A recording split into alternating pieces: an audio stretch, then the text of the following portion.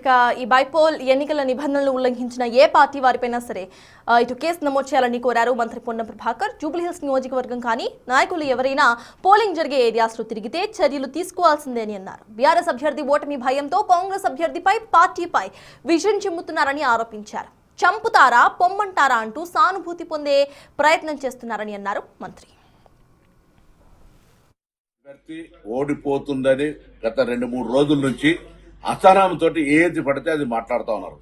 ఈరోజు మా అభ్యర్థిని అవమానపరిచే విధంగా లేదా మా పార్టీని కించపరిచే విధంగా చంపుతారా పొమ్మంటారా అనేటువంటి మాటల ద్వారా ఏదో సానుభూతి పొందాలనే ప్రయత్నం చేస్తారు. తల్లి నీకు దండం పెట్టుకుంటా ఉన్నాం.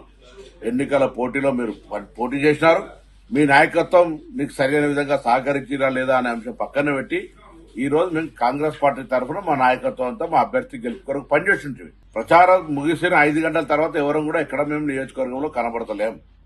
మళ్లీ చెప్తాను, ఎన్నికల సంఘం తమ కార్యాచరణ ప్రకారంగా ఎన్నికల నిబంధనలను ఉల్లంఘించిన అందరిపై ఏ పార్టీలకు అతీతంగా కేసులు పెట్టుకోవచ్చు, పోలీసులు కూడా చర్యలు తీసుకోవచ్చు. అదే సందర్భంలో టీఆర్ఎస్ అభ్యర్థి రాజకీయంగా సానుభూతి పొందడానికి చేస్తున్న ప్రకటనలు కూడా తీవ్రంగా ఖండిస్తున్నాం. ఇది మంచి పద్ధతి కాదు.